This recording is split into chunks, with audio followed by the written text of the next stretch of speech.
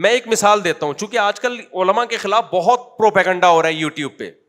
ایک صاحب ہیں, ملحد قسم کے ہیں, ویسے اپنے آپ کو مسلم کہتے ہیں, وہ انہوں نے بڑے بڑے سائنسدانوں کی تصویریں لگائیں, آئنسٹائن کی, نیوٹن کی, بڑا جو ہے نا, اور بیچ میں مولانا طارق جمیل صاحب کی, اور کہا کہ دیکھو ان لوگوں کی یہ ایجادات ہیں, یہ کام کیے اور یہ کام کیے, اور یہ حوروں کی ٹانگوں کی حسن اور جمال بیان کرتا ہے یہ آدمی.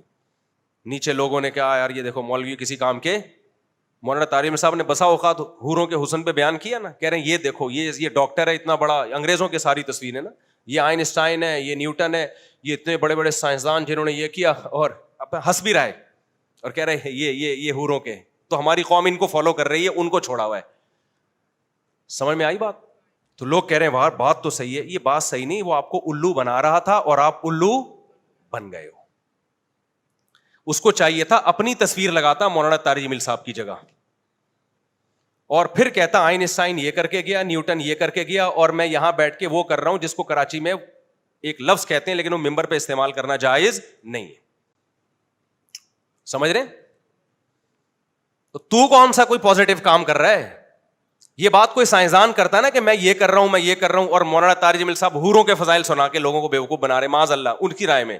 تو نے کون سا تو کیا چارٹرڈ اکاؤنٹنٹ بن گیا ہے, یا کوئی تو لیب میں تو نے کوئی پانی سے چلنے والی کوئی گاڑی ایجاد کر لی ہے تو نے؟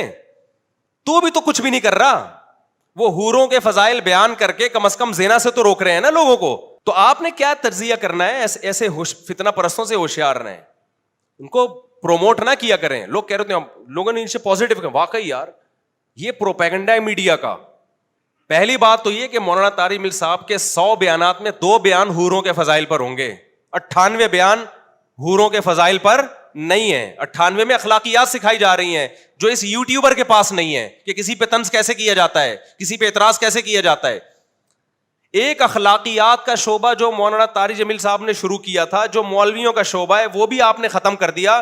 اس سے سائنسدان تو پیدا نہیں ہوں گے, تھوڑی سی جو تمیز سوسائٹی میں باقی رہ گئی ہے وہ بھی مارکیٹ سے شارٹ ہو جائے گی. ہونا یہ چاہیے تھا کہ جب بھی کسی کا مقابلہ کسی سے کیا جاتا ہے تو جنس کا مقابلہ جنس سے کیا جاتا ہے. خوب سمجھ لو, جنس کا مقابلہ خلاف جنس سے کبھی نہیں کیا جاتا. مثال کے طور پر یہ ڈاکٹر اس نے یہ میڈیسن ایجاد کی, یہ ڈاکٹر اس نے یہ میڈیسن ایجاد کی, اور یہ میکینک آج تک اس نے کوئی دوا ایجاد نہیں کی ہے. وہ میکینک کہے گا میرا مقابلہ میکینکوں سے کروا میرے بھائی, تو ڈاکٹروں سے مجھے کیوں بڑھوا رہا ہے؟ ابے کیا ہو گیا تمہیں؟ سمجھ میں آ رہی ہے بات کہ نہیں آ رہی ہے؟ تو مولانا طارق جمیل صاحب کا مقابلہ آپ کو نیوٹن آئنسٹائن سے کروانے کی ضرورت نہیں ہے. آپ مولانا طارق جمیل صاحب کی تصویر لگاتے اور ہندوؤں کے پنڈتوں کی تصویر لگواتے اور سکھوں کے جو بھی ان کے مذہبی رہنما ہوتے ہیں وہ لگاتے اور پادریوں کی تصویر لگاتے. پھر آپ کہتے ہیں یہ پادری یہ گائیڈ کر رہا ہے, یہ پنڈت یہ کہہ رہا ہے, اور مولانا طارق جمیل صاحب کا بیان سنو وہ کیا کہہ رہے ہیں.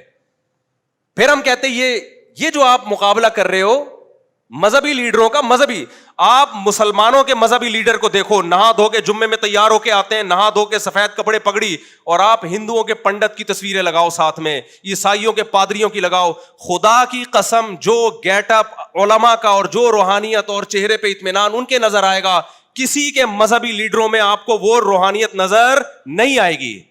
اور اگر آپ نے نیوٹن اور آئنسٹائن کا مقابلہ کروانا ہے تو اپنے یونیورسٹیوں کے پروفیسروں سے کرواؤ. لمس یونیورسٹی کے پروفیسر کی تصویر لگاؤ وہاں پہ, آپ کراچی یونیورسٹی کے پروفیسر کی تصویر لگاؤ وہاں پہ کہ یہ کیا کر رہے ہیں اور یہ کیا کر رہے ہیں. سارا نزلہ کس پہ اتارا جا رہا ہے؟ مولویوں پہ ٹھڑک پوری کی جا رہی ہے اپنی. مجھے ایک بتایا وہاں اٹلی میں یا کہیں جرمنی میں کوئی پادری نے آنا تھا عیسائیوں کے, جس کے اٹلی میں ان کے پوپ آتے ہیں نا وہاں پہ.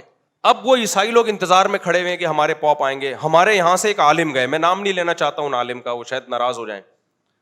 ان کا اتنا خوبصورت چہرہ, اتنی بڑی داڑھی ان کی, بڑے چہرے پہ ایک رونق. جب وہ اترے ہیں نا تو وہیں کے لوگوں نے مجھے بتایا اٹلی میں کہ عیسائی ان کو دیکھ کے حیران ہو گئے کہ یار یہ مسلمانوں کے مذہبی رہنما ہیں.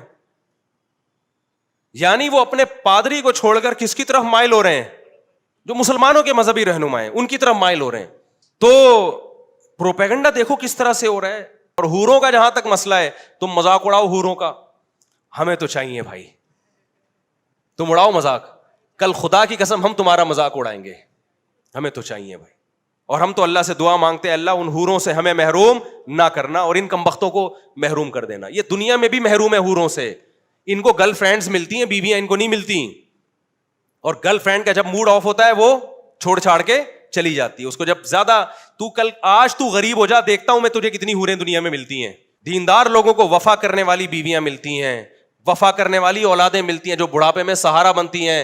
ان کمبختوں کو جو حوروں کا مذاق اڑاتے ہیں, نہ دنیا میں وفادار بیویاں ملتی ہیں اور نہ بڑھاپے میں وفادار اولادیں ملتی ہیں.